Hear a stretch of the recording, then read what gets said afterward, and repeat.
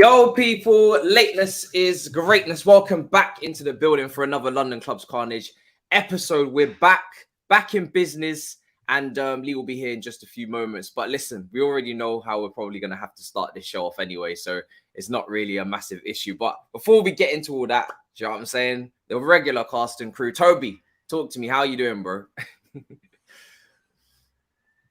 Whatever, man.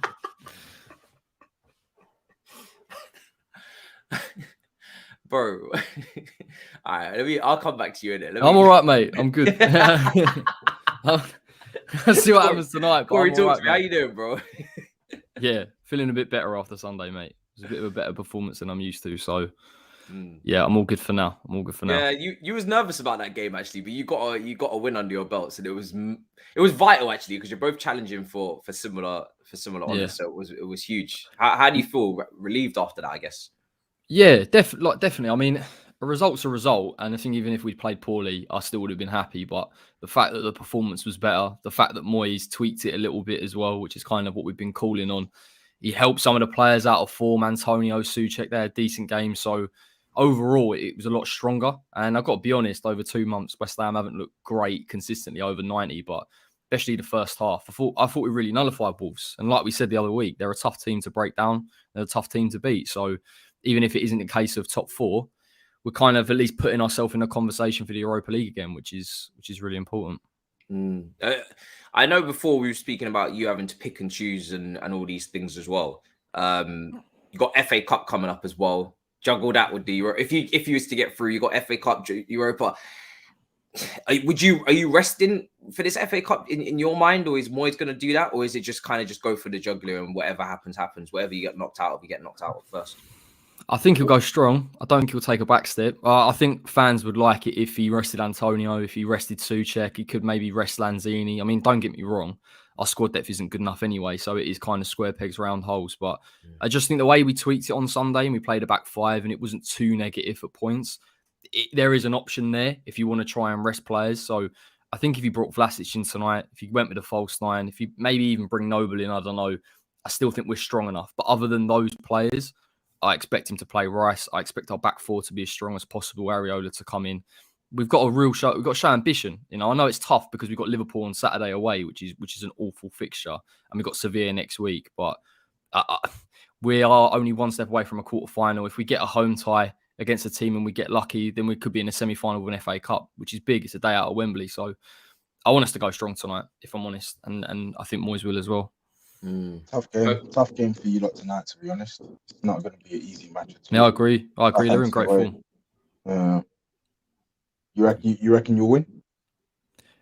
I think we'll nick it. I think there'll be hairy moments. I mean, we have struggled against them. We struggled against them away last time, and obviously they beat us 3-2 at London Stadium. And on both occasions, we couldn't really get to grips with them. It'll be an interesting tactical matchup, I think, because I wonder whether Moyes sit there and says, because in the past 2 games, there's been an emphasis on West Ham getting on the ball. And we haven't really been good enough in either playing through Southampton or playing through their press. He might sit there and say, why don't we just give up possession and we'll just come into that counter-attacking side again? And that might benefit us. But I do think he's got to tweak it against them because I think Southampton do have the formula to cause us real problems. But I just think Sunday was a little gleam of what West Ham can do in possession. So tonight's a big one for that. Yeah, I'm not gonna lie. I think West Ham might be in for an L tonight. And I know you'll probably say that's critical coming from Spurs, but I'm literally just analysing the game. Honestly, I think Southampton are in really good form right now, and they haven't lost in their last 5 matches or something like that in all competitions, and haven't lost in their last 5 matches, and it's 4 wins in their last 5 as well. I think Broja and Shea Adams, if they lead the line as well, Kyle Walker-Peters there, Livramento there. I think West Ham could be in for an exit tonight. I'm not going to lie. Southampton are a very good team. I mean, you just played them recently, isn't it? Tottenham as well. You're right. I think that they are, but they are. I wouldn't even say they're a very good team, but they got a good manager. Like he's had his issues, but he can coach, and I think they know what to do. Do you get what I'm saying? He's got them like well drilled, and they have a couple players that can hurt West Ham, like Shea Adams. he's gonna, if Craig Dawson starts tonight, I think Shea Adams and Wanda Broha are gonna give your centre backs a lot of problems tonight for sure.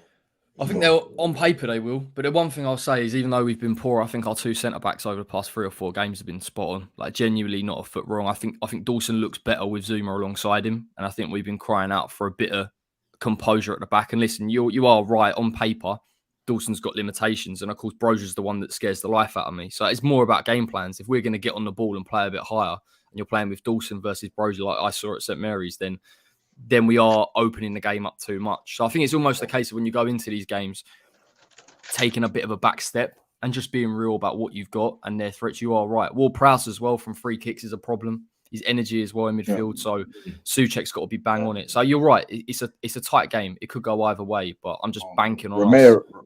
Yeah, Rice again. Rice has been your best player this season, but I think Romeo and Ward-Prowse, they've actually been quite reliable for Hassan this season. So it's gonna be an interesting match as well. But then I can talk on Bowen versus Kyle Peters. I can talk about other matchups as well. So it'll be a closely fought FA Cup tie, which is more than I can say for us yesterday. They haven't lost since Wolves away on the 15th of January, and they were the first team to take points off Man City as well when they were going on that long ass run. So they are in very good form, Southampton. And they're very well organised. It will be an interesting one. I think this game's quite close because if you're looking at Southampton, they're basically just mid-table. They're not really playing for anything this season. They're like one of those teams that are just destined to finish in 9th, 10th, 11th, 12th, 13th, that type of position, along with like Brighton and Palace and Leicester. Not saying they're going to win the FA Cup, but if you're Southampton, you should be taking the FA Cup a lot more seriously than any other team because you've got nothing else to play for. So yeah, it's going to be very interesting. Are you away? Are you, Corey? Yeah. That's tough. It's tough. No, I'm not. Unfortunately, not. But I'd love to go. I've already been. I saw a 0-0. It was the most boring game I've ever seen in my life. So hopefully it's not like that. But yeah, you're right. They're in good form, and like you say, they've got nothing really else to play for, which I think benefits them. They're not in European competition either, like we've been. I think we've had a lot of games accumulated over the season. They've been, I guess, fortunate in one way not to have that. So I wouldn't say they're favourites, but I think if everyone looks on the form table, then they're going to give us a real game, and we've got to step up. But it always feels these games are weird. Like as a West Ham fan, I'm not used to seeing us play 3 games in 1 week. I've seen that so many times this season. I'm just hoping we've got enough to get over the line in the second game, and then Liverpool's a different discussion because you get a point up there. That'd be unbelievable, given how many games and given we're going to have to start looking on Thursday to rotate and rest. So yeah. It's going to be nervy, mate, but I think we'll still do it. I really do. Yeah.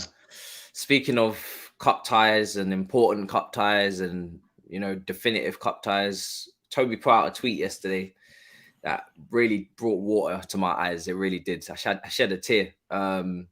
Colchester, 1-0. Antwerp, 1-0. Dynamo Zagreb, 3-0. Palace. Sorry. Who's Pacos? I don't even know who Pacos are. You don't, exactly. Who is Pacos, bro? Pacos, Vitesse, and Lucas Moura, NS Moura. Bro, I didn't even include Norwich in there in the FA Cup. I didn't include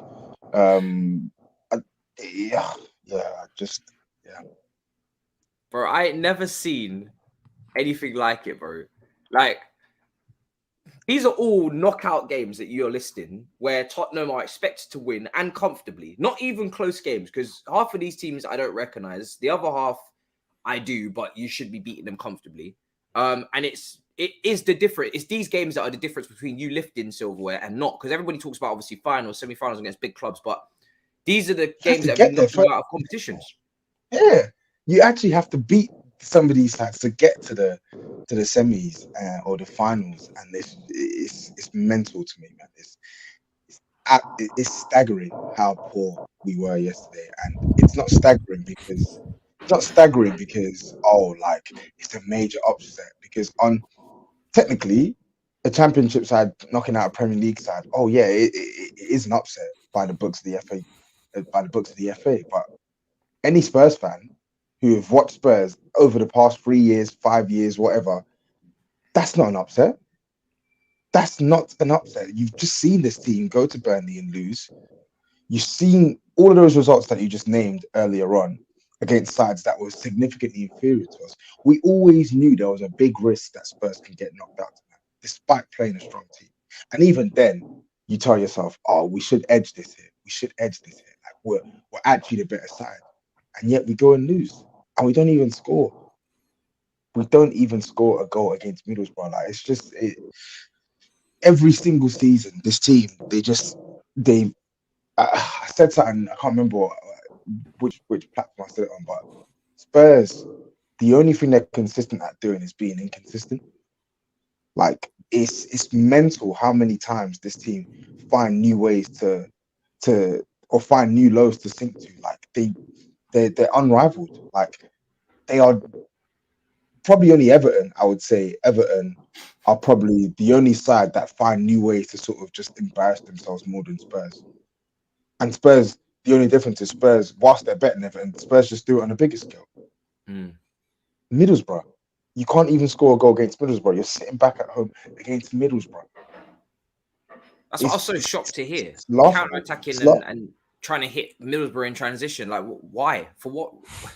It's laughable, and what is it's crazy. And yeah, that's why Conte has to.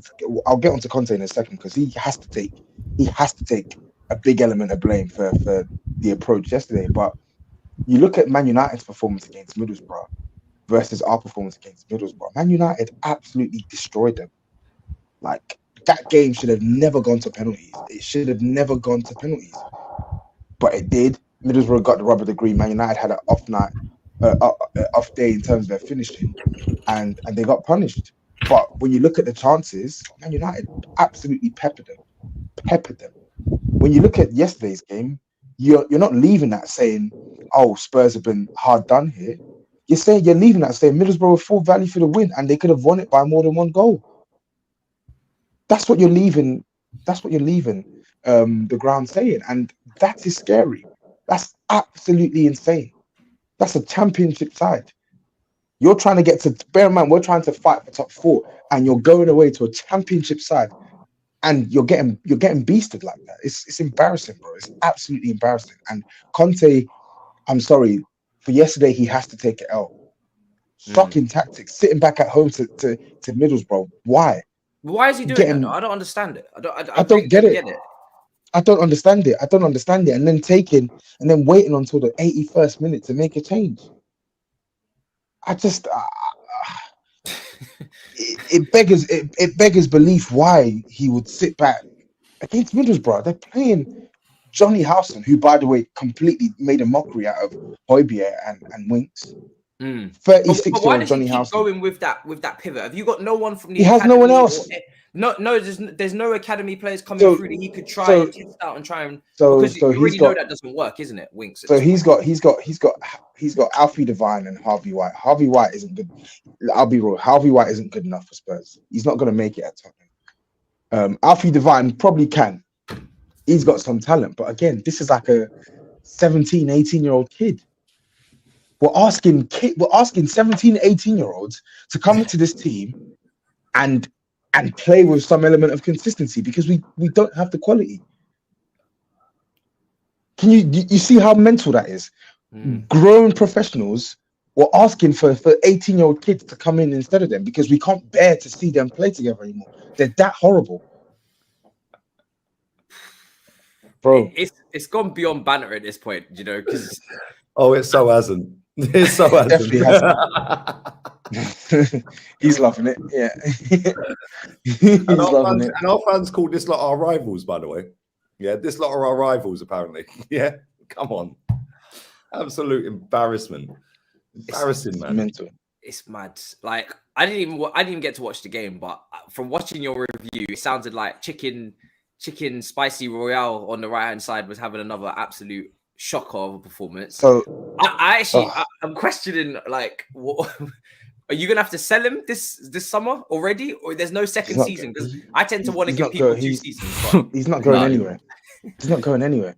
We've just spent 26 million on him, and he's 22 years old. He's not going anywhere, And that's the worrying thing. He's Just a not bit going mad that anywhere. 22, there's no hope that. Do you not think there's any hope of an upwards He's trajectory shit. from this guy? Get rid of him. He's rubbish. He's fucking crap. Because he's 22, right? If I don't care about his age, he's rubbish. If I had it my way, he'd be sent to Rikers or Alcatraz. I swear to God, he's rubbish. Send that wanker to Rikers prison. Big man think he's terrible. He's terrible. I think he only came on in the second half as well. But even Matt Doherty, all of that talk after we bashed up. All of that talk after we bashed up a pathetic lead side, and all of a sudden, oh, Matt Doherty's better than Emerson. Oh, this is that and the other. What did he do against Middlesbrough? Reverted to type. What did he do against Middlesbrough? I said this against Leeds. What did he do against As Middlesbrough? good as a performance it was, you can't hype up a win against Leeds anymore because Leeds just open up the floodgates for everybody. It's no just matter how shit you are. So I thought they'd beat Leeds anyway. Like, I thought they were going to beat them. Like they're in such poor form anyway. Like we were talking to Toby last week, and I thought they'd get that result. And to be honest, it's easy to get goals against Leeds. Like the way they're leaking them at the minute, it's a joke. But I got to say, I know Spurs played poorly, and I do think Conte had to adapt. I thought Middlesbrough were outstanding. I genuinely thought they outplayed them second half. Created so many chances. They missed so many chances as well. And Tottenham on another day, Tottenham did have chances. And if they hadn't snatched at them, maybe they would have gone away with it. But on the phase of play, Middlesbrough outplayed them. I thought Wilder did Conte, genuinely.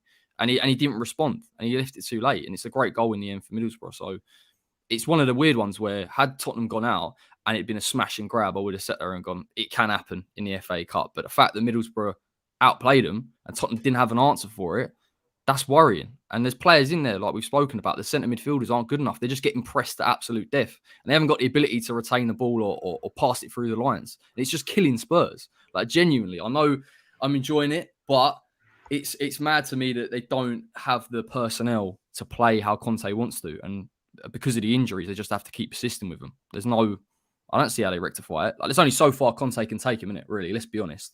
Without having to bring players in.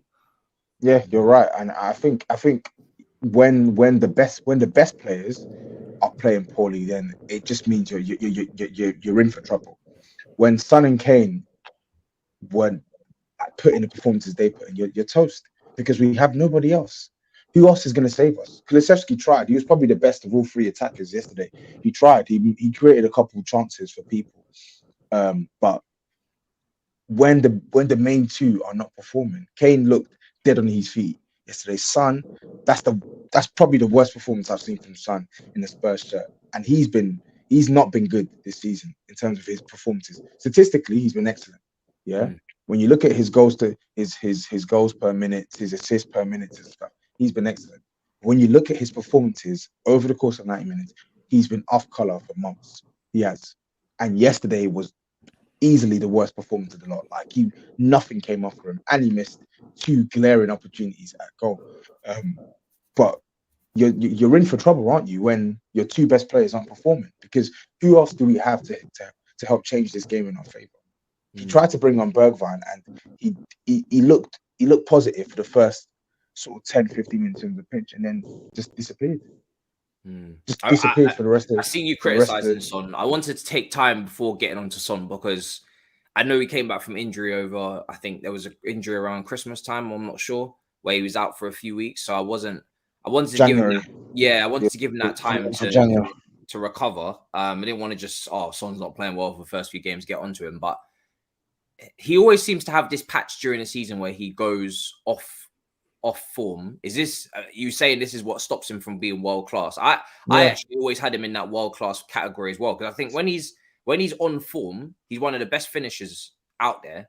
Dual footed, efficient, consistent. When he's on form, obviously he goes on a good run, but he does seem to always have this patch as well. Yeah, you know, it is with Son. You know, it's with Son. Like he's unbelievably clutch, and he's carried our attack for years. Him and Kane have carried our attack for years. And when you look at his numbers, say what you want to say about his dips, but the guy is reliable. He's reliable in front of goal. Like he puts up strong numbers in the league, strong numbers across all competitions, and he gets assists. And it's not just in small games as well. He decides matches against big sides, against better sides, Champions League, Premier League, etc., etc. But the problem with Son is he's too streaky, and that's what. And I was like you last season. I thought when he went on that mad run, probably around December, January period, I was like, okay, yeah, cool. I can feel comfortable in calling you a world-class player because you're actually smashing it. Like, it's gonna have to take something monumental for you to fall off now between January and when was it? And May. And he fell off, bro. He literally fell off. Like, his performances from January last season through to around mid-March were shocking, like absolutely shocking. And a player of his caliber, you cannot go missing for that amount of time in a season, especially with our team the way it is right now. You just can't do it. You can't do it. And I think for me, that's what hinders people from putting him in the world-class bracket, because that extra bit of consistency you need over the course of the season, he does not have it. He has match-winning consistency. He will score goals, but in terms of your performances over the course of the season, he just doesn't have it, bro. And I get it. It's the mark of a really good player to be able to impact games when you're not actually playing well. But what happens when you don't impact games and you're still not playing well? Yeah. Like, we can't keep doing this with Son. Like, he needs to fix up, man. But the problem with this as well is the problem is he's one of your last he's one of your last ever issues you could even talk about, because you've got so many problems. Like, who could even pay attention to Son when you've got the wing backs you've got, the centre midfielders you've got, etc. Thank you, Matisse. Thank you, Matisse. This is the point. It's all good and well saying, yeah, Son's not, we know Son's not playing well, but what is the solution? We don't have a solution. We can't drop him because he is undroppable. There is literally nobody else on this team who can give us what he gives us. Nobody. Is it lack of competition? Is that actually maybe a reason as to why he's always going through these patches? Is maybe he doesn't have the competition behind him to keep him focused. That's a fact. That's definitely a factor. I don't know what Corey and Lee think, but that's definitely a factor. His position is unchallenged, and a lot of that is because of the work he mashes in for us. But also a lot of that is down to the fact that we have nobody else. Like, if we drop him, who else can we play? What, Bergwijn? To do what? To do what? Score one goal in like 10 or 11 and go missing for the rest. To do what? Lucas Moura? Who can we actually drop Son Heung-min for? You got no one to do that, yeah.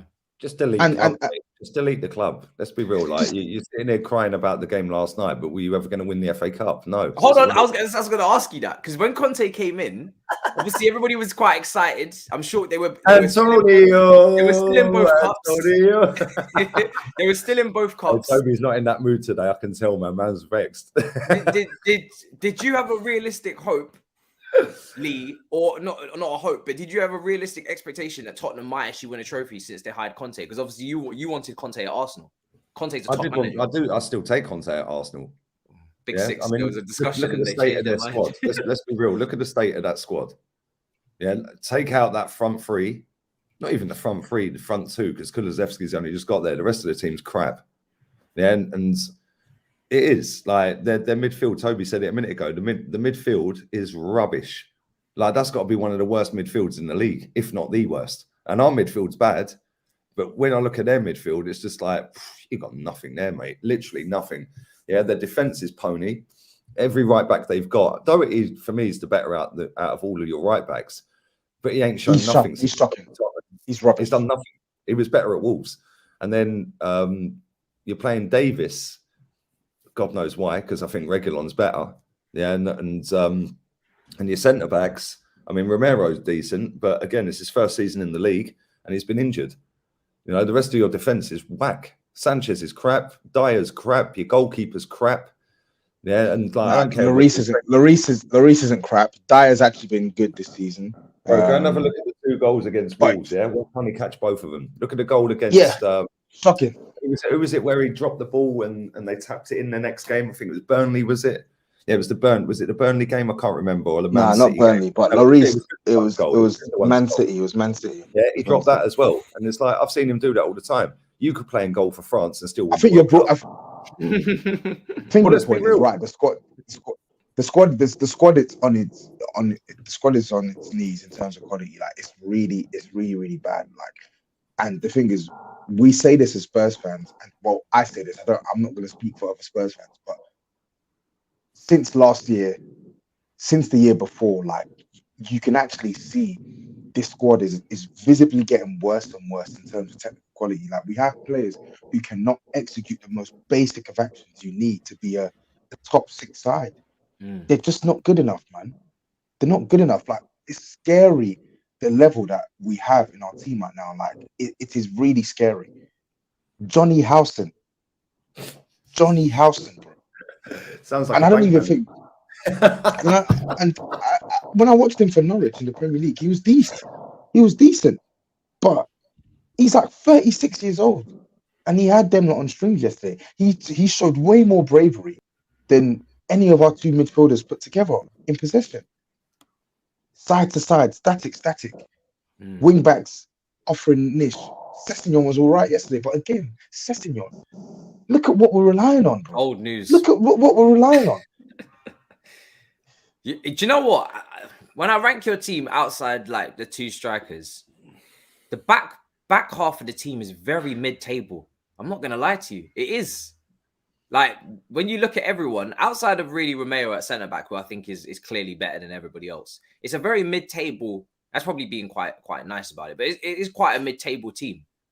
You wouldn't really, because I remember when people were doing this comparison with Southampton and Arsenal, I thought that was a joke. But the back half of your team, take out Romero, the goalkeeper, just the midfielders, the fullbacks. I think Dyer isn't as bad as people say he is. I'll be real. I don't think he is. You think there's hope? I think maybe not hope, but I know you wanted him gone at some point, didn't you? I did, but at the very least, I don't think he's a crap centre back.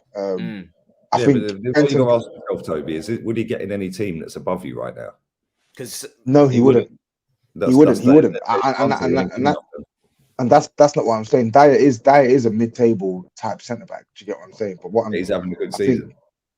He's having a good season. That's what I'm saying. I think Bentancur, Oliver Skip, Reguilon. Honestly, the rest are just teams like Southampton and Brighton you would say have a better pair of fullbacks than you at this point. Yeah, they do. Yeah, they don't have better sides, but they have better fullbacks.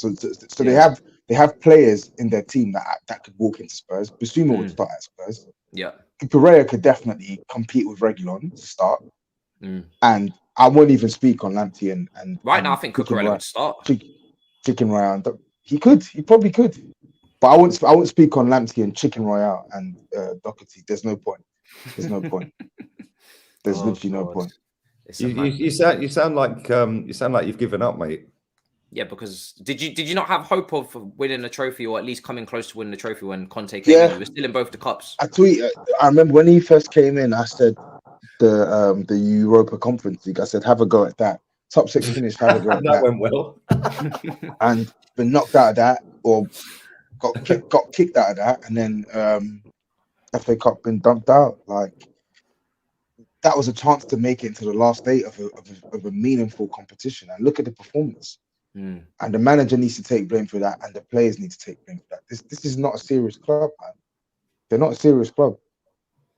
Then we're gonna hear the same bullshit between now and the end of the season. They're gonna finish in their customary 5th to 7th spot, and then it's gonna be rinse and repeat next season. Only we may not even have Antonio Conte there. Yeah, mad. Listen, tired of it, man. I'm tired. I don't mean to sound so dramatic, but you may have actually missed out on your last chance to win a trophy under him, because for him to still be there next February, I think for the League Cup, that's a tall order right now. I'm not gonna lie, because he looks like, I know he looks a bit bipolar right now. One minute he's flipping out, one minute he's decided not to.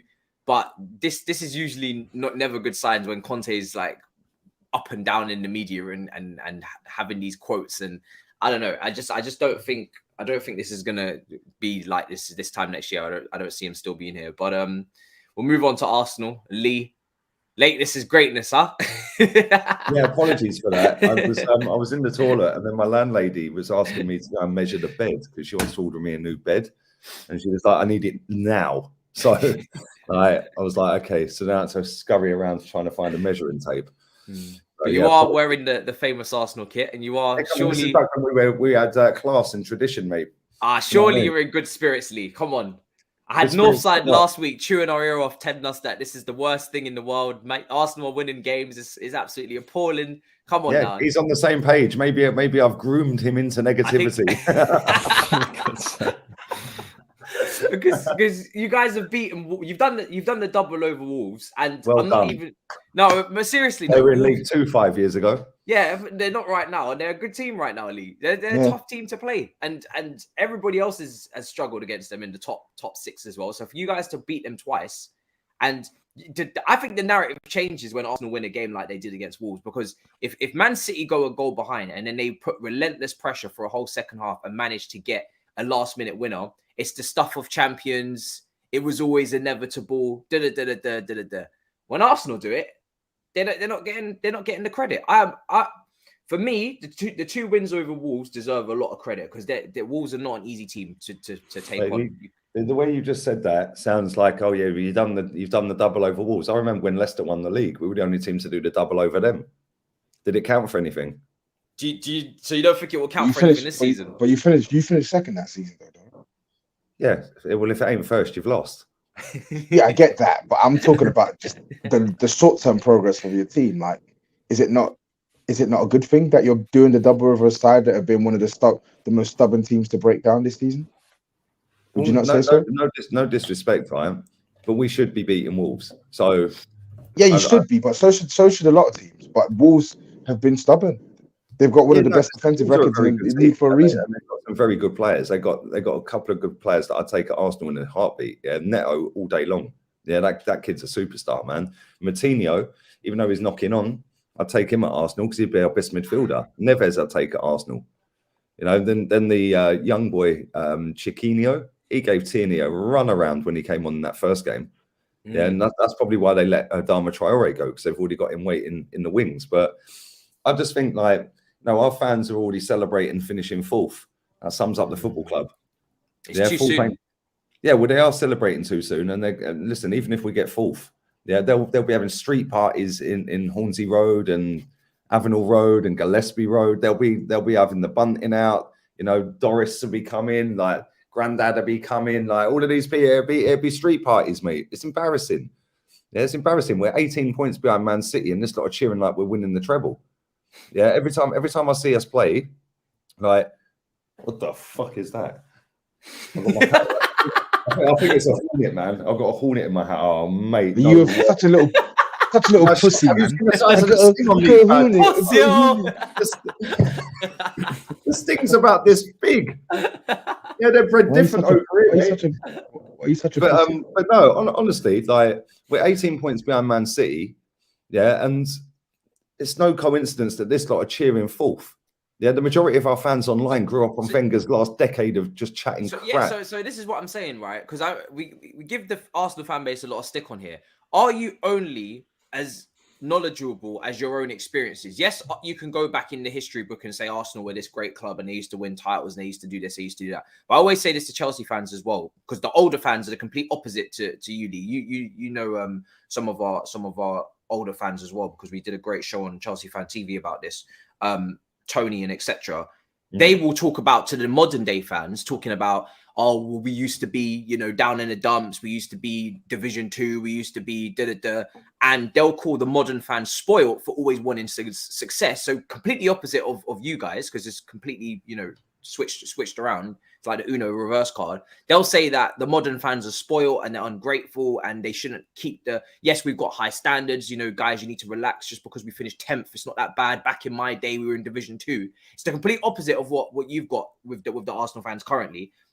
Can you really blame them for being excited about something that a lot of them have never seen, which is Champions League football? Last time he was in Champions League football, Arteta was playing. So that just goes to show how mad it's been.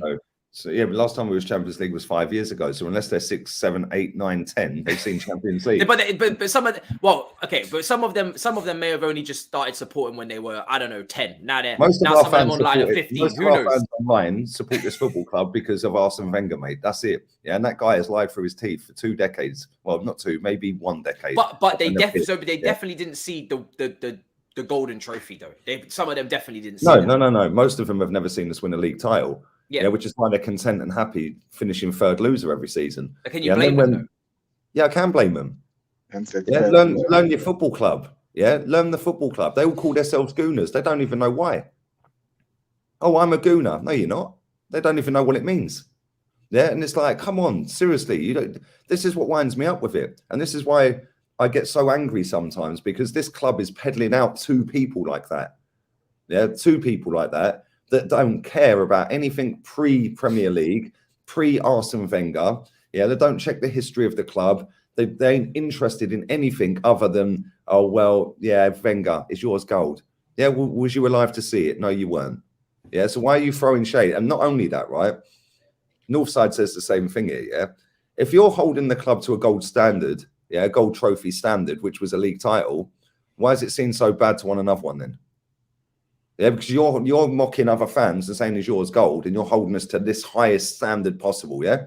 So why am I negative for wanting more? I don't think it's obviously bad to want another one, but people will say, and I would also say, there's going to have to be steps. You're not going to just win the title just out of nowhere. Yeah, but you keep no, Matisse, sorry, mate. I totally disagree. I don't think you are. Like before, 100%, we did it under Conte, but we just tried to do it again, and Man City just showed us the levels to this game.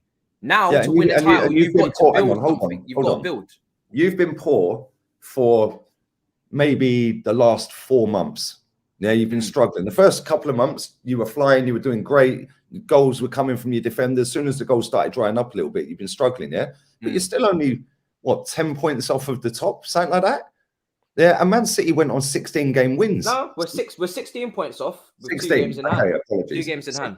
It's bad. Well, there you go. You got 2 games in hand, yeah? We've got games in hand over Man United. So if we're favourites to get 4th, yeah, then you can close the gap on City and it'll be down to 10, right? They're saying you win your 2 games. One of them's against us, by the way. But this is my point. Man City went on 15, 16-game win streak. That's what I'm saying. It's hard to win the title these days. Yeah, it is hard to win the title, but you've been poor. And if you win your games in hand, you're 10 behind.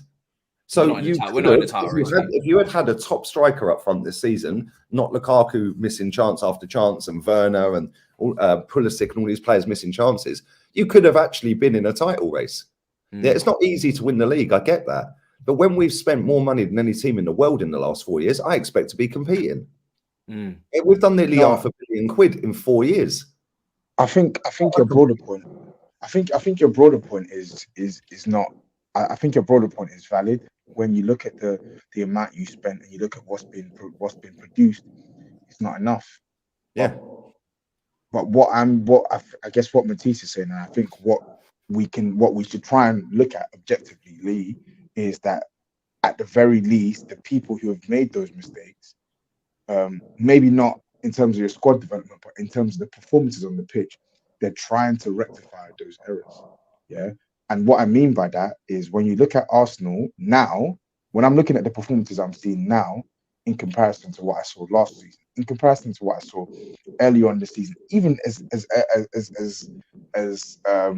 most recent as like the winter period or Everton, etc., I think the performances have improved. Like, yeah, but they couldn't have got any worse, Tobs. They couldn't have got any worse. And let's be real, right? Yeah, against but they could have. They could have good performances last season. Yeah, they could have been as bad as that last season. So, yeah, but when we went away to Wolves and Gabriel scored, right? It was a sloppy bit of defending from Wolves, and it was a scramble over the line from Gabriel, right? Beating 1-0, jumping around like we've won the treble at Wolverhampton. Like, come on, that's all for the Amazon cameras. I ain't buying into that crap, right? And then let's be real, they played us off the park that day. Right, and we got a scrappy goal. They just had nothing up front. Yeah, they had no quality up front. Is that? But just to stop. They had 11 men. They had 11 men. You had 10. Is it not better to go and find a way to win that game than to lose that game? We were 1-0 up before they got a man sent off, and then we just sat back. And they didn't. Then against Brentford, against Brentford, that was one of the worst games of football I've ever watched in my life. Right, it was shocking. Yeah, then against Wolves the other day, the first half. Yeah, no disrespect, mate, but what did we do? That was the most one-sided game of football. We did nothing. We offered nothing, and then all of a sudden, bang, we score, right? And then we score again. Yeah, no, the only reason we brought a player off the bench who actually has been absolutely crucified by our fans. as being overrated. He's poor. He's flopped. Well, really? Because he keeps saving this manager's backside every time he comes on. Hey. Nah, You know what I'm saying? Lee, come on. Let's you can give credit to Pepe, but let's just be fair. Like, I didn't even watch the Brentford game, but I was listening in, and I checked the stats. Like, Arsenal, maybe there was a lack of maybe like clear cut chances, but Arsenal peppered Brentford, bro. They had something like 25, 26 attempts at goal. Yeah, how many were on And target? then the same, and then Eight on target. but you're saying, but the way you spoke about, you're saying it was the most boring game, or against Wolves, the goals came out of nothing. They didn't come out of nothing. They came out of your side, laying siege to the opposition's goal. Toby, sorry to cut you, mate. Yeah, this manager's been manager for 2.5 years. Yeah, I still don't see a style of play. It's not like we're carving teams open and peppering shot after shot, and the keeper's making reflex save here, save there. Most of our chances. Did you not see the Wolves game every week? Did you not see the Wolves game? Am I Corey, Matisse? Am I bugging here? Did we not watch the same? In the second half, you absolutely. It was an onslaught. The second half of that game, yes. Cool. Yeah, but this is my thing is that Wolves. When was the last time Arsenal played well for 90 minutes? When was the last time Arsenal consistently played 4 or 4 games in a row well? When was the last time? Lee, you're not listen, you're not perfect. Nobody's saying Arsenal are the bees knees. Nobody's even saying Arsenal are back. Like, Arsenal still have tough games to come. Yeah. But at the very least, you're doing something that Spurs are struggling to do at this point in time, and Man United are struggling to do at this point in time. That's what we're saying. It's not that Arsenal are back. It's not that Arsenal are the bees knees. Simply put, they are proving that they can be more competent than their competitors right now. Whether that's going to be the case between now and the end of the season, time will tell. But at this point in time, I don't think we can sit here and say that Arteta hasn't got a style at Arsenal. I don't think we can say that anymore. He ain't got. So what's his style then? More resilient as well than those other two teams. Yeah, we're more resilient because we don't come out of our half for most of it. Yeah, but you do though. But you do. How can you dominate, Lee? How can you dominate 67% possession against Arsenal? Against Brentford, have all these shots and then not come out your half? How is that possible? Right, now tell me how many of them shots were decent chances. Because you can have 25 shots in a game, mate. Yeah, how many of them were actually peppering the goalkeeper? How many saves? Yeah, Lee, this is the problem. Tell me, if you've got the stats in front of you, tell me how many saves their goalkeeper made. Lee, not every single. But my point is not every. Who right now is playing consistently? Even Liverpool are having to grind out some games against Burnley. No, they're not. Man City was shocking against Everton, and they were pants against us. Yeah, Liverpool. Guess what? They're allowed to have 2 bad games out of 25 games. Okay, so when you are playing well, winning, you're allowed to give your team some sort of credit. I'll give this club credit when it actually does what it smashed the stadium down for, Toby. Yeah, right. Because I'm now 15 years down the road, and I'm still waiting for this club to do what it said it was going to do. Yeah, and every single year, this football club lowers the standards, sells loads of merch every year, new drop, and this divvy fan base every single season get gassed up. Oh, it's a conspiracy. It's a conspiracy. They're colluding against us, the referees. Really? Well, were the referees colluding against Everton the other day then? Yeah? Were they doing it to stop Liverpool winning a title? Because Liverpool fans are crying as well. Yeah, so how many conspiracies are going on in this league? Our fans, Toby, Lee, listen. This football club, mate. And the only reason this owner takes the piss is because of this fan base, right? Now, if we do, and I hope we do get 4th, because next season he's getting sacked. Match day 1, the champions. Bayern Munich 9, Arsenal 0. He is getting slapped. He is getting passed around Europe like a peace pipe. He can't even beat Villarreal or Olympiacos, mate. Yeah, he barely beat Sean Dyche. Yeah, and we think we're going to go in Champions League and win it. And then you ask Arsenal fans, not win it. Not win it. Not win it. I think acquire better players. Lee, I just think. I actually want to hear Corey's view on this because I want to hear Corey's view on this because the thing is, Corey makes some great points, and I think right now this isn't a praise Arsenal situation. I think it's just give some credit where it's due. Credit for what? Corey, what's your take on Arsenal? Because I agree with your fans. I think your fans are terrible. But sorry, just let me say this one more thing. We're currently 6th in the table, mate. So what am I giving this guy credit for? Corey, go on. I think you got to look at the past 2 seasons. You finished 8th and 8th. Now you're in a position where, albeit as an Arsenal fan, you may think you've got to be up there winning titles and trophies, and that's the expectation. And it's a good point regarding the amount of money you spend. I haven't looked into it, but I'm sure there is a serious conversation. But the truth is, Arsenal are in, for me, the better position out of all the teams that are competing for the top four. And they are the more consistent. And whether or not it's the right style of play or whatever, they're still getting results. Like, we're all still flagging. Man United are flagging. They've spent a lot of money. They're down in the doldrums. Spurs have brought Conte in. They're struggling. West Ham, we're up there. Now we're struggling. In context, just in that this season, I think Arsenal have improved. You are in a strong position. I don't think you'll go into the Champions League. Don't get me wrong. I don't think you'll get anywhere close to winning it. But in terms of improvement, I think Arsenal have got better. I think that's all I can say on it, really, to be fair.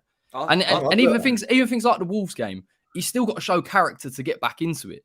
And you still got to show that resilience. And that Arsenal team, probably last season, I would have said cracked so many times. Whereas this season, I feel like there are moments where they are improving. The attacking midfielders have improved in their output. Saka and Emil Smith-Rowe, they're coming on now.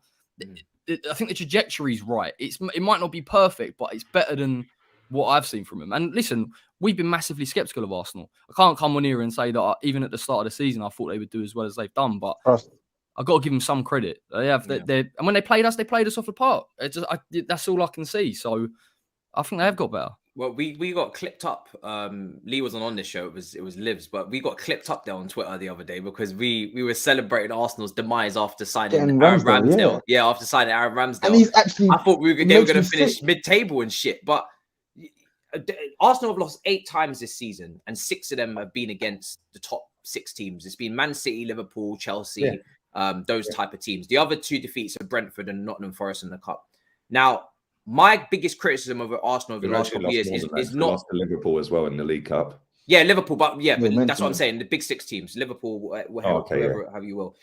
My biggest criticism of Arsenal is not winning the games you're meant to win over the last few years. They've been losing to teams and having embarrassing results against teams. Matthias, I know exactly losing to those teams, although it's a problem, you want to. Wenger, it's boring, mate. I see nearly 2 decades of Wenger slapping up the likes of Brentfords and Bournemouths and teams like that, and then getting piped by all the big teams. It's rinse and repeat now. And this is why our fans are so content, because most of them have grown up on this crap already. Yeah? They've grown up on it, seeing Wenger do it year in, year out. Champions League, gets slapped, rinse and repeat. Champions League, gets slapped, rinse and repeat. This fan base, if we get top 4, will go absolutely nuts that we get Champions League. Yeah, and then that'll be the reason we don't get it again next season. I think your point. Compete to win it. I don't want to be in it. We did 22 years and never won it. I don't care about it. I want to win the league. Lee, I think with Arsenal now, like now most people are going to put you lot as favourites to get top 4 now. When you look at Man United's run of fixtures in March, when you look at the sort of advantage, even though I don't really like games in hand, when you look at the sort of advantage you have over the rest of the sides, quite a few people will now start putting you as top 4 favourites. I think what is going to be really telling of this Arsenal team is to see how they cope between now and the end of the season. When there is that added level of expectation, when you do have to go to Liverpool at your ground and win, when you do have to come to our ground and get a result, when you do have to, I can't remember who the other one is. Chelsea, is that Stamford Bridge? Man United at Chelsea. home. Chelsea. We still got to play 4 top teams yet. And we still got to go Villa away, Palace away. They ain't easy. Exactly. So what I'm saying is Spurs have stuttered over the past 6 or 7 weeks. West Ham have stuttered over the past 6 or 7 weeks. Man United, they're still top 4, but they're hanging on to it by a thread. They've stuttered and they're entering their toughest period. I think what we will see now is the true test of this Arsenal progress, because me personally, there's no doubt about it. Arsenal have improved, but we now need to see whether they can take that next step and solidify this, because they've not really had their spell of like patchy form. You could probably in 2022, you can probably say January, but January you played like 3 games. You literally played like 3 games the whole month of January, and 2 of them was like a League Cup game. The other one was an FA Cup game. I think you played maybe like 1 league game. I don't know, but I think you guys have not really hit that bump, and I'm expecting some sort of a bump. I don't think it will be smooth sailings between now and the end of the season for Arsenal. But will be interesting for me is how Arsenal cope when they have their blip, because it's going to happen. It's going to happen. As good as Arsenal have been, they're not infallible. Like, they're not this amazing side. They will have bumps. The thing that worries me, right, about this club right now is we have let a striker go that I've sat on there so many times and said, play him up front. Play him up front. Yeah, and I probably do have to let it go, and I am still salty over it, right? Aubameyang, I do feel like he needed a change of environment. And he's absolutely killing it. Since he has left, Lacazette has scored 1 goal. I think it's more of a change of environment. He's actually scored 4 goals in the league. It's a change of environment and a different league. No, I'm sorry. Aubameyang change of environment in a different league. To leave. He needed a fresh lease of life. No, he didn't need to know. You misunderstand what I'm saying. He did need to leave because this man is suffocating him and killing him off, yeah? But my point is, we're leading the line with Lacazette, who has scored 4 league goals all season. Oh yeah, he's not good enough. No. But now let's assume, yeah, he gets injured. What is Eddie Nketiah holding the line up then? And like, do you know what I'm saying? Right, let's assume he stays fit. Let's say he stays fit, yeah. But you've only got 1 game a week anyway. You've only got 1 game a week. You have to just pray. But for me, this is why Champions League football is crucial for you, because if you get it, then that striker position, you actually might be able to go for a higher caliber of player. That's totally disagree. You don't think so? Totally disagree. I couldn't care less whether we're in it or not. We should be able to attract, a top striker anyway. We're London based. We're the 3rd biggest club in the country. The history of our football club, and we pay top dollar. Why can't we attract? And people sit there, and this is a Sky Sports thing. Oh, you can get better players if you get Champions League. Bollocks. Man United signed Pogba without Champions League and Ibrahimovic without Champions League. You lot got Conte and Kante without Champions League. Yeah, there's other. We signed a. Yeah, but that was on the basis that we're going to get back into Champions League. I don't think you. Yeah, so I don't think you can got it. But we signed Aubameyang without Champions League. We signed Lacazette without. Again, he probably signed Lee on the basis that you were going to get back in. I don't think any player joins a big club knowing that they're not going to be in the Champions League for 5 years. Okay, so let me ask you this very quickly because I'm waffling. Yeah, right. If we get Champions League, Lacazette's gone, Eddie Nketiah's gone. They ain't signed a new deal. Their contracts run out in the summer. Yeah. Yeah. So we need to go and buy at least 2 strikers. Let's say 2 because we can play Martinelli up front. Yeah. But Man United need 2 strikers. You'll probably need a striker. Yeah. Man City might need a striker, even though we just bought one from Argentina or Brazil, wherever he's from. But they're still going to probably be in the market for a striker. Liverpool, I think they've probably done. I think they're cool with attacking players. Yeah. But then you've got Real Madrid are going to need a striker because Benzema's knocking on now. So what top strikers come into Arsenal? What 2 top strikers come into Arsenal if we get Champions League? When all of these other clubs, if they're that great, these strikers that we're in for, and they've got Toney to choose from, us, even with Champions League, answer the question. Ivan Toney. I'll take him.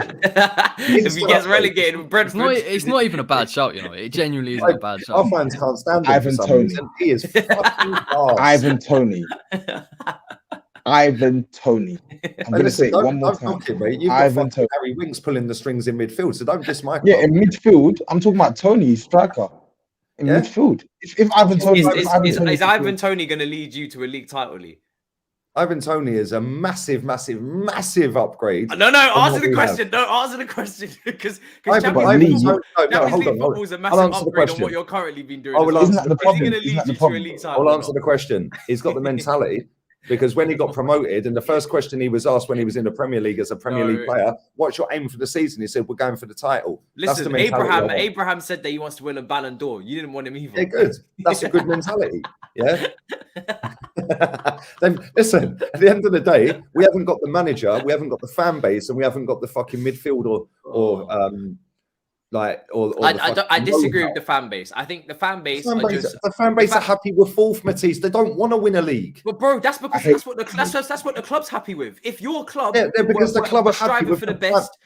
The fans. I don't think that's your whole fan base though. I know a lot of rational. The club won. I know a lot of rational Arsenal fans. They just get drowned out by the absolute nimrods in the rest of your fan base. But I do know a lot of rational like the Chelsea fans, of your you're not going to have that because that's not what's instilled in you because you haven't been winning. No, but if the fans said, you know what, enough is enough now, let's stand up and fucking go, and we want a title. This football club would have to raise the standards because they're just happy providing crap every year, and this fan base keep running. They put the prices up 4% next season. For me, every fucker's still running down there to watch it next season. For me, people But are that's the problem. It's not the owner, it's the fans accepting it. People for me are a mirror of their own experiences, and if Arsenal fans at that age, teenage age, have been experiencing dog shit Arsene Wenger top 4 achievements and no trophies, no major trophies outside FA Cups, then that's what they're going to expect, and that's what they're going to become accustomed and that's to. because Chelsea they've got no fans, ambition, because they're losers, mate. Chelsea, yeah, which is why I cuss every day. They're losers. Chelsea fans at a similar age have seen 2 Champions League titles and 5 Prems. But they're fans, though. They don't have no say in the running of your club. Yeah, they don't have no say. Yes, they do. What impact do they have on Arteta? This is reminding me of when Saeed was outside of Old Trafford with the scarves, and then the next week they had the Ronaldo shirts and they're all happy again. The fans don't really have that big of a... The fans do have a say, right? I was at the game when Arsene Wenger had 10,000 fans in that ground. It was against Man City. There was 20,000 turn up. It was in February, just after we'd lost the League Cup to them, yeah? 4 days later, we played him. It was snowing. It was freezing. 20,000 turned up. You got hammered. I remember that. After David Silva put the second in the back of the net after 20 minutes, 10,000 walked out. 2 weeks later, he's sacked. He's sitting there going, oh, well, I'm leaving the club at the end of the season, because fans voted with their feet and said, we ain't coming to watch this crap anymore. So the fans do have the power. If without the fans, they ain't a football club, Toby. And if the fans actually got off their asses and started saying it as it is and started protesting, but that's saying, not you lot smashed the stadium down to go and win the major honours instead of fourth crap. But that's not the point I'm making, though. That's not the point I'm making. I'm saying that your fans have the power to make their voices heard. But I'm saying your fans have no influence on the dumb decisions that Edu has taken over the years, the dumb decisions that Arteta has taken over the years. That's what I'm saying. Your fans have no say, and that's my point. So they're enabling it. I think some accept it, some don't. But ultimately, they don't have a power. They don't have the power to make they're not able to determine how Ivan Gazidis had ran your club over those course of years. After seen it going bad for 3 or 4 years, don't you are then enabling them by continuing to support the crap. So if you can all bowl out the stadium, all of a sudden the club goes, whoa, hold up a minute, we better get rid of Wenger here because this has all gone sideways. I can't argue that point. I can't argue and when they keep dropping a new merch, and then they wheel out righty every time, and they get all these PR puppets and they get all these ex-players that are on the payroll or want to be on the payroll or have a mate on the payroll, like Keown sitting on TalkSport. I can't believe this. Arsenal didn't even play this week. Arsenal didn't even play this week. And you won your last game. I don't care, Toby. Every single week, this geezer needs to get pammed, for this football club to raise the standards. I don't care if people don't like what I'm saying. Don't watch it, Because I'll tell you what, I could play you voice notes of a mate of mine who lives in Seville. I'm mild compared to what he's telling me on voice notes, mate. Northside's mild compared to what I'm saying, maybe. There are thousands upon thousands upon thousands of people that think exactly the same as me. The difference is 90% of this fan base are muppets. That don't care about winning. All they care about, oh, it's yours goal. Let's have banter with Chelsea. You lost the final. Let's laugh at Tottenham. Who cares? How about raise the standards of this football club? We're the 3rd biggest club in the country, mate. We spent the most money in the last 4 years out of anyone in the world. And we're sitting there going, oh, well, if we get 4th, fuck off, man. Seriously. How about go for a title? What was your realistic hope for the season then? I said we're finished top 4. I said all summer, and I got laughed at all summer, by the way. Oh, you can't expect this team to finish top 4. Why? I looked at their team, Tottenham. I said they're shit. I don't see them as rivals. Oh, you're so negative. No, that team win nothing. I am not rivals with losers. West Ham, I like West Ham. Nice football club, decent players, blah, blah, blah. And I like you as well, Corey. I'm just waiting for it. What have they won? But what have they won? But they're not our rivals. I see our rivals as you lot, Matisse. Because you're the most successful team in the last 15 to 18 years. And our if you lot were in North London, our fans would have raised the standards by now. If Abramovich hadn't have flown over Stamford Bridge and said, I want that one, he would have bought Tottenham. Do you think our fans would have accepted that? Back then? They wouldn't. They wouldn't. You lot are our rivals because you lot are successful. That is why we moved stadium to be more successful, right? Not to laugh at that lot for losing to Middlesbrough or fucking Man United for drawing with Burnley or whatever, or Watford, whoever it was the other day. Yeah, the fact and reality is we have spent so much money on crap, but this fan base have never seen us win a title, most of them. Online anyway. The online fans, I'm convinced most of them ain't ever seen us win a title. Yeah, which is why they enable this football club to take the piss. Yeah, go and learn the history of the club.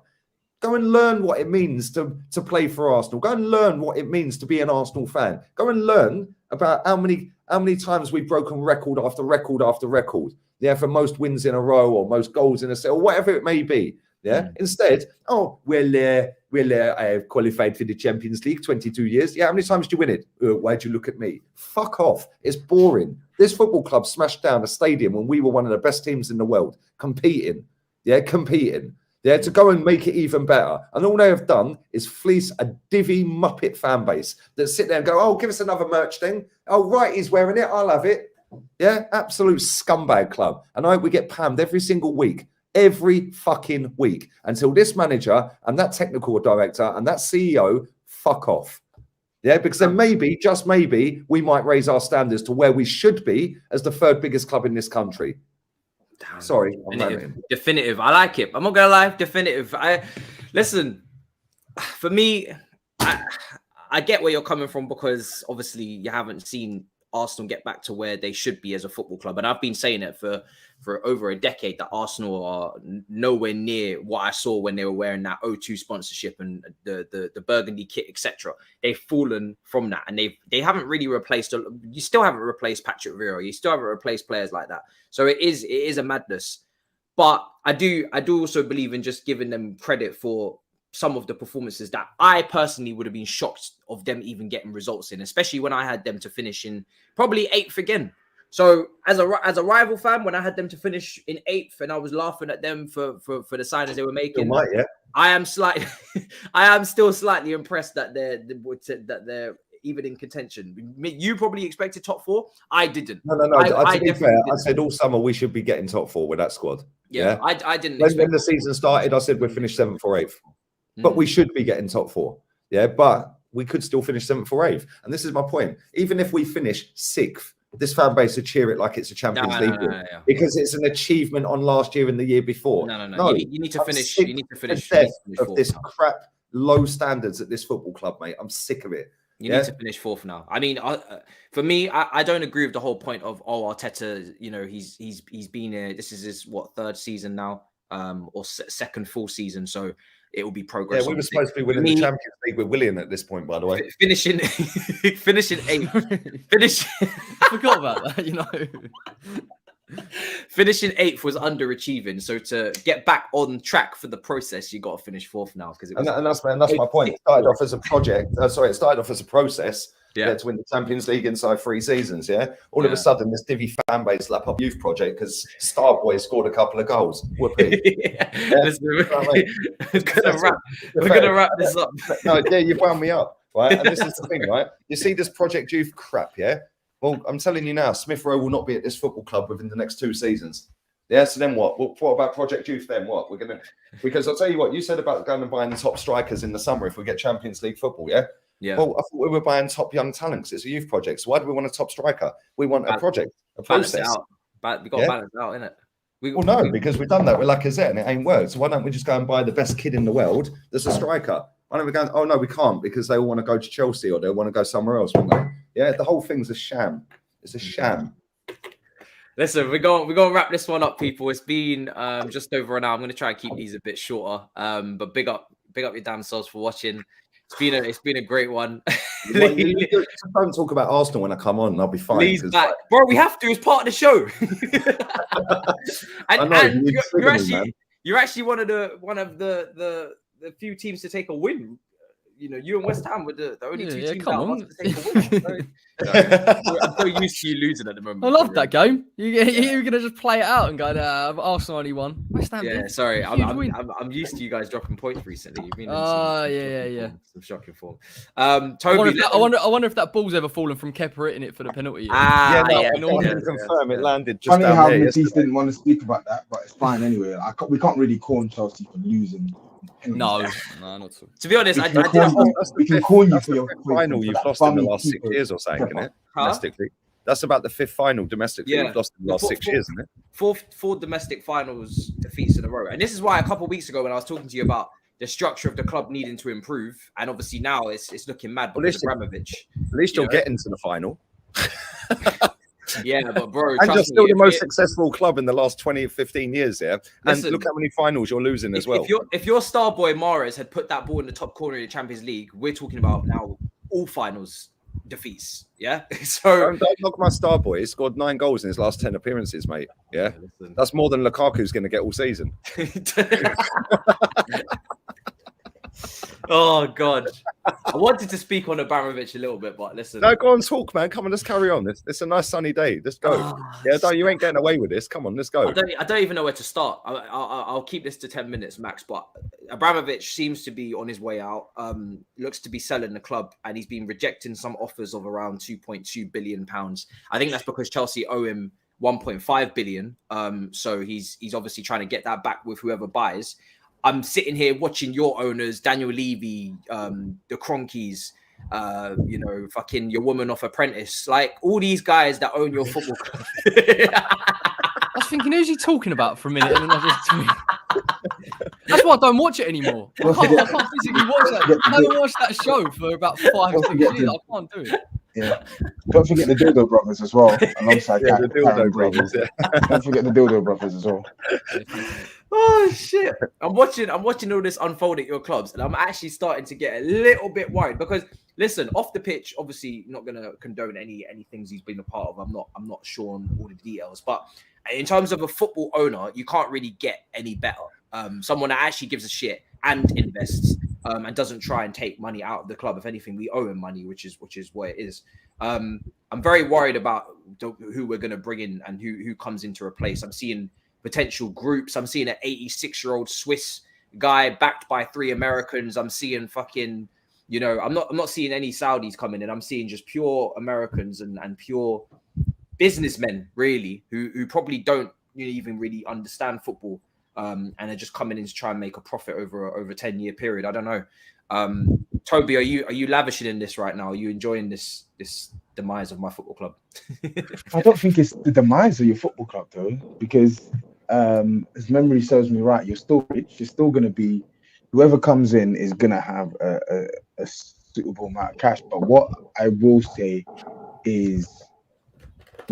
I do like about this is that there's a strong possibility that you will have, if he does so, there's a strong possibility you'll be under new ownership that don't have that same relentless attitude when it comes to success on the pitch. If we're talking about private equity firms, if we're talking about a consortium made up of different people, different investors, there's going to be multiple voices, and their main driver is going to be how much money they can make out of the club. Then their main driver won't be how much success can I get this club to. So I think that's probably the one thing which I think Chelsea fans should potentially worry about with any new ownership, especially if it's the owners, especially if it's any of the people that have been, or any of the sort of profiles that have been rumored to buy Chelsea, because these firms, they're quite relentless. They care about the bottom line and nothing else.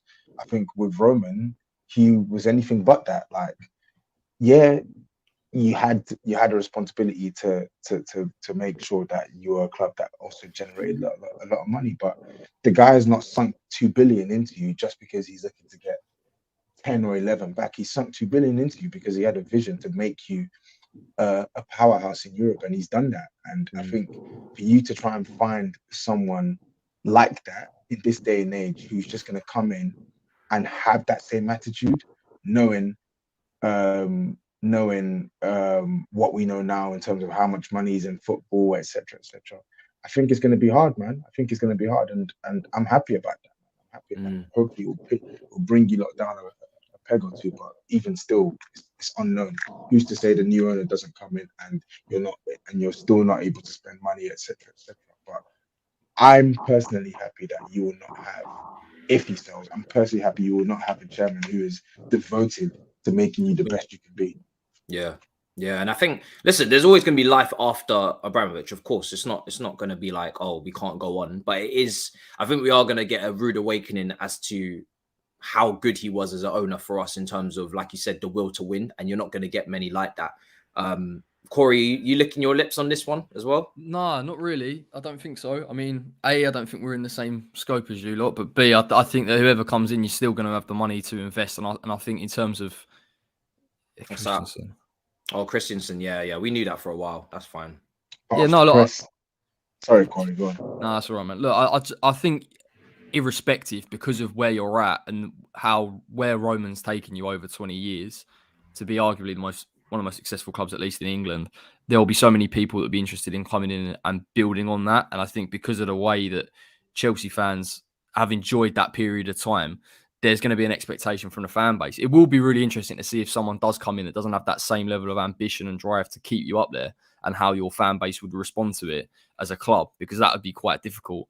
So I think it'll be an interesting time, but I don't expect Chelsea to drop. I think we've seen ownership models in the Premier League like Liverpool, where albeit they haven't spent a lot of money, they've still been relatively successful anyway over the past couple of years. So I'm not expecting a drop, but it could get fractious. And I don't think where you've made mistakes in the past, where you've spent a lot of money and had the opportunity to rectify it, I think they'll be less lenient on that. So I think it's got to be a little bit more stringent. I think the model will have to change, but I still expect it to be a massive club. So yeah. Lee, what about you, bro? How are you looking at this one? I've seen so many people saying you're finished, that's it, it's done, you've had your 20 years, blah, blah, blah. I don't think they realise how big Chelsea are. I think globally you've got more fans than we have. I just think Chelsea are just going to disappear into obscurity. Yeah. Never going to happen. You've got more global fans than us, I think. So the revenue streams are there.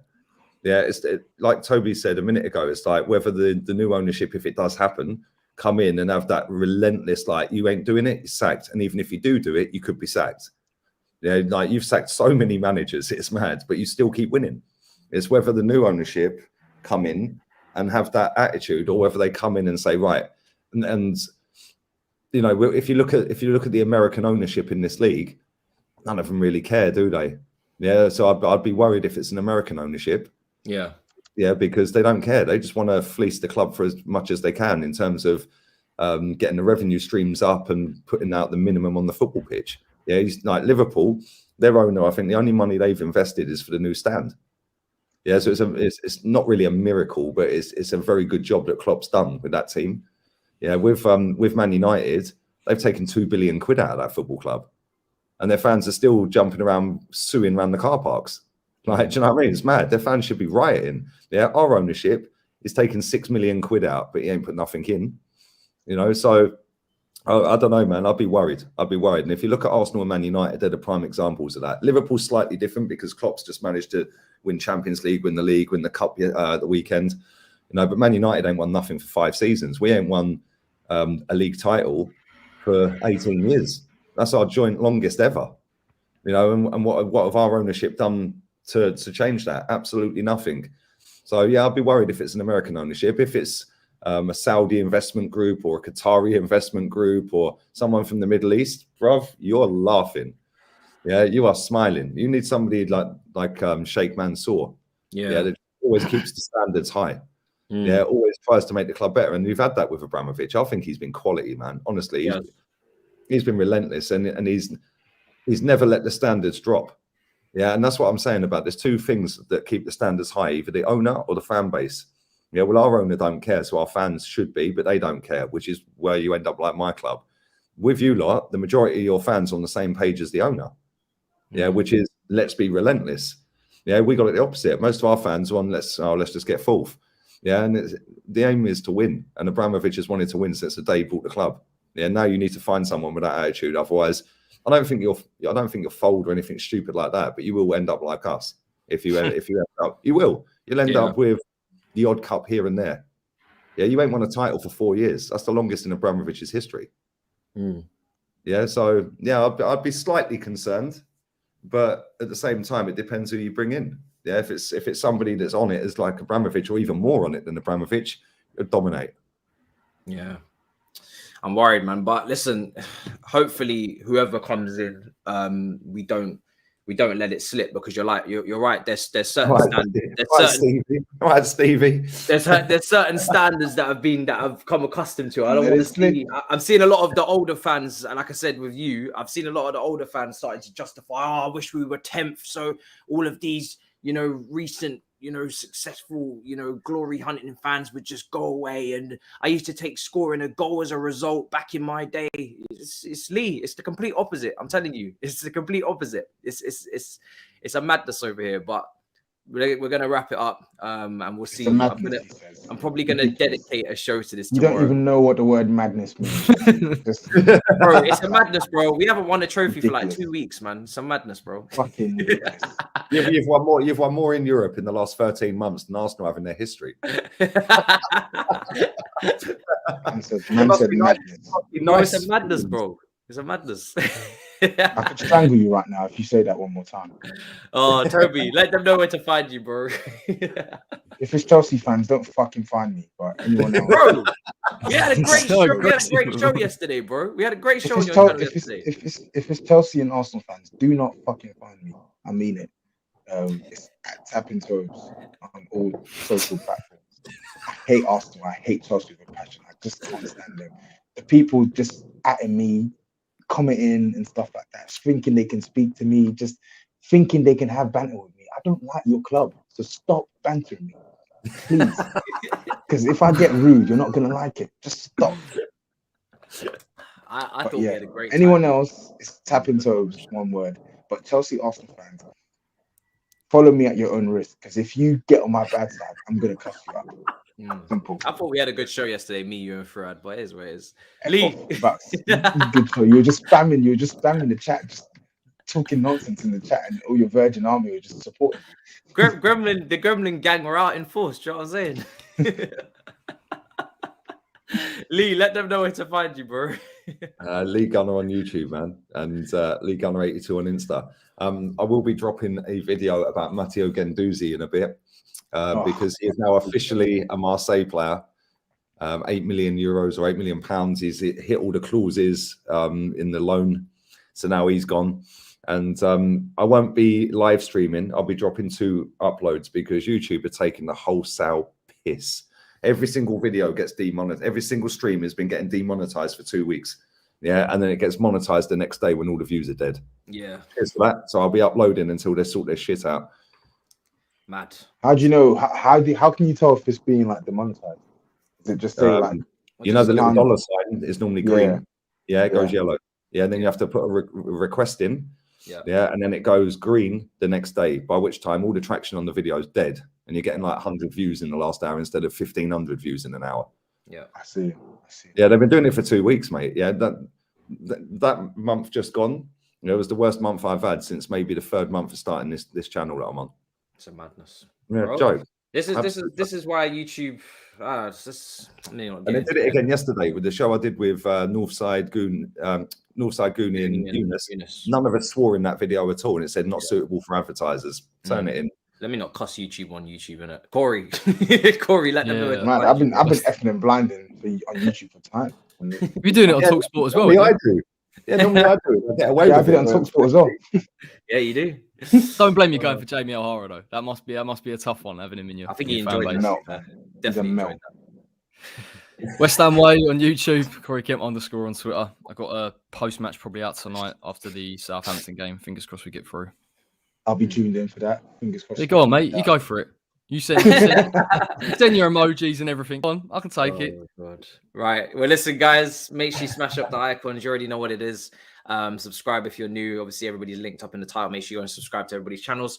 And I'll be back later on today with obviously the review for Luton. The watch along is on Twitch. And then All You Can Eat Chelsea will fully dedicate that show to the Abramovich situation. No emergency episode because obviously Australian time for Miz. But we will talk about it tomorrow. And we'll finally address all of the different reports and everything that's going on. And hopefully reach some sort of happy conclusion that doesn't depress you all. Until then, big up your damn selves. In a bit, people. Peace.